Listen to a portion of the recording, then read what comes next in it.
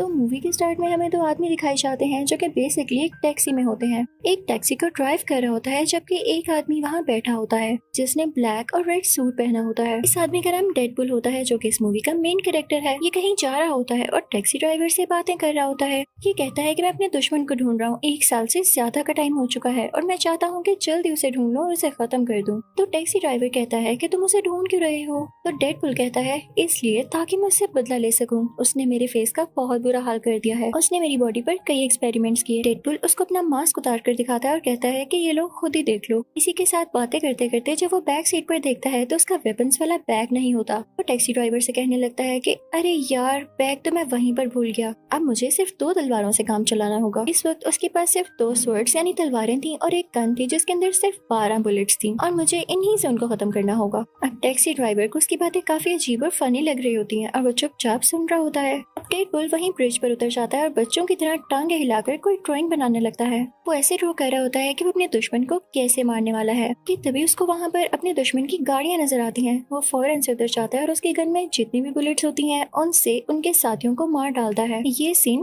काफी मजेदार है। उनकी गाड़ियां रोल होते हुए गिरती हैं। यहाँ पर रिवील होता है कि डेडपुल के दुश्मन का नाम फ्रांसिस होता है। वो काफी बड़ा विलन था, काफी बुरा आदमी था। अब ये खबर मशहूर हो जाती है, हर जगह ये बात फैल जाती है कि डेडपुल और फ्रांसिस में लड़ाई हो रही है। ये न्यूज टीवी पर भी आती है। फिर हम घर में एक जॉइंट आदमी को देखते हैं जो कि स्टील का बना हुआ लग रहा था। उस आदमी को ये न्यूज देख के काफी गुस्सा आता है। वो एक टीनेजर लड़की को बुलाता है जिसके काफी छोटे बाल थे और वो दोनों गुस्से में डेडपुल से मिलने जाते हैं। अब यहाँ हमें पास्ट की स्टोरी दिखाई जाती है जबकि डेडपुल एक नॉर्मल इंसान था। वो अभी डेडपुल नहीं बना था। उसका नाम वेड होता है। वो सीधा एक बार में जाता है जहाँ पर उसका दोस्त भी होता है और वहाँ पर किसी जॉइंट आदमी की किसी दूसरे आदमी के साथ लड़ाई हो रही होती है। तो वेड ये देख कर एंजॉय कर रहा होता है। तभी वेड के पास एक लड़की आती है जिसका नाम वेनेसा होता है। वो वेड से आकर बातें करने लगती है और उसको काफी पसंद करने लगती है। अब आहिस्ता आहिस्ता इन दोनों में दोस्ती हो जाती है। अब इनको एक साथ 1 साल हो चुका था, लेकिन एक दिन वेड बेहोश होकर गिर जाता है। जब होश आने पर वो अपने कुछ टेस्ट करवाता है तो उसे पता चलता है उसके ब्रेन, लिवर और लंग्स में कैंसर है। ये सुन के वो काफी परेशान हो जाता है और वेनेसा भी। अब सीन डेडपुल पर शिफ्ट होता है। लड़ते लड़ते फ्रांसिस वहाँ से भाग चुका था, लेकिन तभी वहाँ पर डेडपुल को आवाज आती है जैसे फ्रांसिस की बाइक उसके पीछे हो। जब डेडपुल पीछे मुड़कर देखता है तो वहाँ पर वाकई फ्रांसिस होता है। डेडपुल अपनी स्वर्ड फ्रांसिस के हाथ पार कर देता है।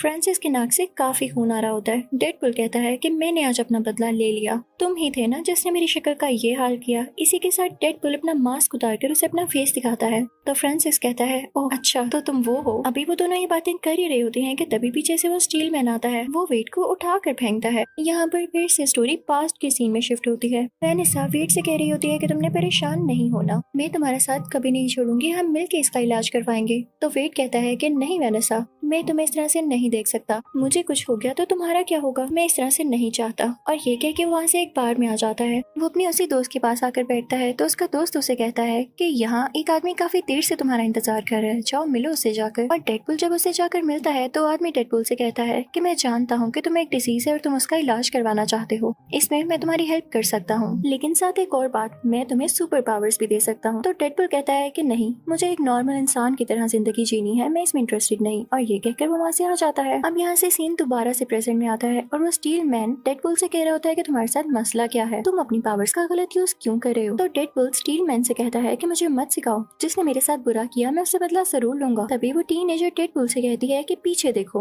और जब डेडपुल पीछे देखता है तो फ्रांसिस वहाँ से भाग चुका होता है। डेडपुल को स्टील मैन पे काफी गुस्सा आता है और वो उसे मारने लगता है कि अगर तुम मुझे अपनी बातों में ना लगाते तो वो यहाँ से ना भागता। डेडपुल स्टील मैन को मारने लगता है, लेकिन क्योंकि वो बहुत ज्यादा हार्ड होता है तो स्टील मैन की दोनों रिस्ट यानी बाजू और एक टांग टूट जाती है। तो स्टील मैन उसे कहता है यार तुमने मेरा दिमाग खराब कर दिया है। उसे काफी जोर से हिट करता है जिससे डेडपुल दूर जाकर गिरता है और फिर उसकी रिस्ट अपने हाथ के साथ बांधकर उसे कहीं ले जाता है।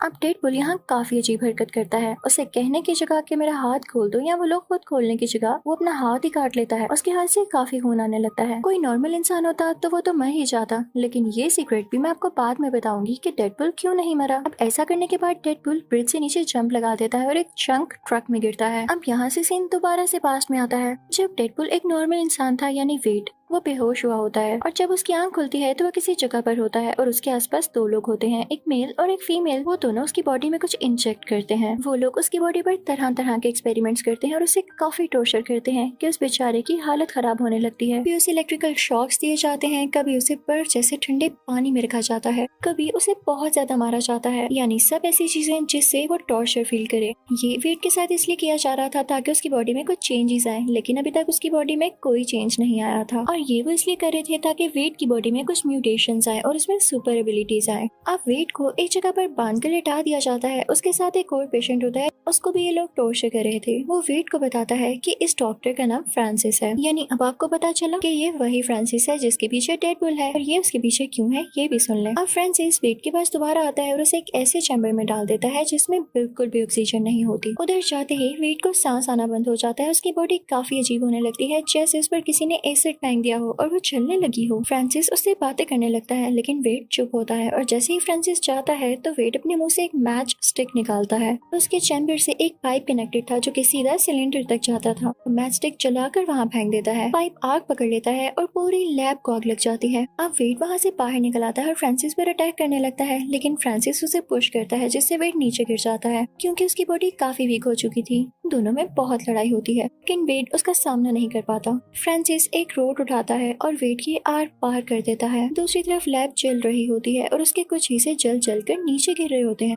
फ्रांसिस तो वहाँ से भाग जाता है, लेकिन वेट अभी तक वहीं था। अब कई घंटे गुजर जाते हैं। आग तो थम चुकी थी, लेकिन पूरी बिल्डिंग राख में बदल चुकी थी। बेचारा वेट भी उसी राख के नीचे दबा हुआ था, और जब वो उस राख से बाहर आता है तो वो काफी हैरान होता है कि मैं अभी तक मरा क्यों नहीं। असल में बात ये थी कि उसकी बॉडी में म्यूटेशंस आ चुकी थी और उसमें अब काफी ज्यादा सुपर एबिलिटीज थी कि वो अपनी बॉडी का कोई भी पार्ट हील कर सकता था। वो इमॉर्टल हो चुका था। लेकिन इसका बुरा असर ये हुआ था कि उस बेचारे की सारी बॉडी जल चुकी थी, जैसे आपने पहले देखी। अब वेट को वेनेसा की फिक्र हो रही होती है कि वो बेचारी मुझे ढूंढ रही होगी, तो वो सीधा वहाँ से वेनेसा के पीछे जाता है। लेकिन रास्ते में सब लोग उसे काफी बुरी तरह से घूर रहे होते हैं, जैसे वो काफी अजीब दिख रहा हो, क्योंकि वेट को तो नहीं पता था कि अब उसकी शक्ल कैसी दिख रही है, क्योंकि वो वहाँ से डायरेक्ट यहाँ वेनेसा के पीछे आ चुका था। इतनी ही देर में वेनेसा बिल्डिंग के अंदर चली जाती है, और जब वेट बाहर शीशे में अपना फेस देखता है तो काफी दुखी हो जाता है। वो अपना फेस देख के कहता है कि वेनेसा मुझे कभी एक्सेप्ट नहीं करने वाली। वहाँ से वेट सीधा उस बार में जाता है जहाँ पर उसका दोस्त होता है। वो अपने दोस्त से कहता है कि देखो मेरी शक्ल का क्या हाल हुआ, अब वेनेसा मुझे कभी नहीं बुलाने वाली। तो उसका दोस्त कहता है कि वाकई अब इसका क्या हल है। वेट कहता है कि बार में वो आदमी भी नहीं है जिसने मुझसे कहा था कि वो मेरा फेस ठीक कर सकता है। तो उसका फ्रेंड कहता है कि वो आदमी अगर नहीं है जो तुम्हारी डिजीज ठीक कर सकता है, तो वो आदमी तो है ना जो तुम्हारा फेस ठीक कर सकता है, क्योंकि उसी ने तुम्हारा फेस बिगाड़ा है। तुम उसे ढूंढो। वो तो यही समझ रहा है कि तुम मर चुकी हो और तुम्हें कोई सुपर पावर नहीं आई, तो इसीलिए वो तुम्हें वहाँ से छोड़कर चला गया। तो तुम मेरे भाई अपने लिए एक काम करो, अपने लिए एक मास्क और एक सूट तैयार करो जिससे उसे पता चल ही ना सके कि ये तुम हो और तुम जिंदा भी हो। फिर उसके बाद तुम उसको ढूंढना और उस पर अटैक कर देना। मैं तुम्हारा नाम डेडपुल रखता हूँ। और बस यहाँ से वेट का नाम डेडपुल पड़ जाता है। वो अपने घर जाता है और एक व्हाइट कपड़े से अपने लिए मास्क तैयार करता है। यहाँ से उसकी जर्नी स्टार्ट हो जाती है फ्रांसिस को ढूंढने की। अब उसे फ्रांसिस को ढूंढते ढूंढते 1 साल हो चुका था, और वो बीच में जब फ्रांसिस को ना ढूंढ पाता तो उसके साथियों को मार डालता। अब वो वक्त भी आता है जब वो अपने लिए एक बहुत अच्छा ब्लैक और रेड सूट तैयार करता है।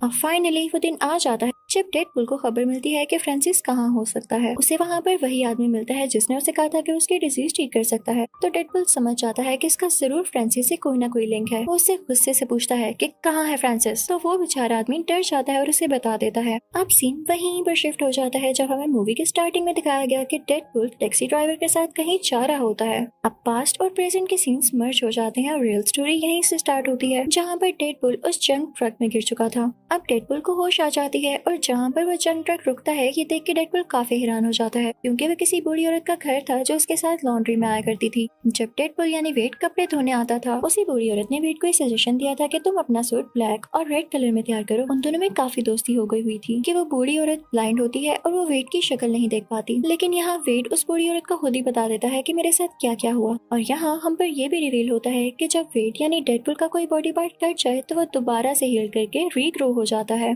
ये उसकी सुपर पावर्स होती हैं, सुपर एबिलिटीज होती हैं। तो वो बूढ़ी औरत से कहता है, क्या मैं यहाँ तब तक रुक सकता हूँ जब तक कि मेरा हाथ वापस नहीं आ जाता, क्योंकि उसके बाद मुझे फ्रांसिस को ढूंढना है। अब हम फ्रांसिस को उसी फीमेल फ्रेंड के साथ देखते हैं जिसके साथ मिलकर उसने वेड में कुछ इंजेक्ट किया था। अब वो दोनों सीधा वेड के फ्रेंड की बार में जाते हैं। वो दोनों से पूछते हैं कि कहाँ है वेड, तो वो कहता है मैं नहीं जानता। फिर तभी वहाँ पे फ्रांसिस की दोस्त को वेड और वेनेसा की पिक्चर मिलती है। तो वो फ्रांसिस से कहती है कि फ्रांसिस, मैं वेनेसा को जानती हूँ, अब वेड तक पहुँचना हमारे लिए आसान है। अब उन लोगों के चाहते ही वेड का फ्रेंड जो कि बाहर में होता है वेड को कॉल करके सब कुछ बताता है। तो वेड काफी परेशान हो जाता है और सीधा उस जगह जाता है जहाँ पर वेनेसा काम करती थी। वो एक बार थी। वहाँ पर जाकर वो सब लोगों से पूछने लगता है कि क्या आपने वेनेसा को देखा है, वो मेरी दोस्त है। लेकिन जब वेनेसा खुद उसे नजर आती है तो उसमें इतना करेज नहीं होता कि वो उससे बात कर सके, क्योंकि उसे ये लग रहा था कि वेनेसा उसका फेस देख के डर जाएगी। तो वहाँ से वो वॉशरूम में चला जाता है। उतनी ही देर में वेनेसा को कोई बताता है कि कोई आपको ढूंढ रहा है। वेनेसा समझती है कि वेड आया है। वो काफी एक्साइटेड होकर बाहर जाती है, लेकिन वहाँ वेड तो नहीं होता, लेकिन उसे फ्रांसिस और उसकी दोस्त किडनैप कर लेते हैं। जब डेडपूल डरता डरता वॉशरूम से बाहर आता है कि वेनेसा से बात कर सके तो उसे वेनेसा कहीं नहीं दिखती। फिर उसे एक टेक्स्ट रिसीव होता है जो कि फ्रांसिस का था।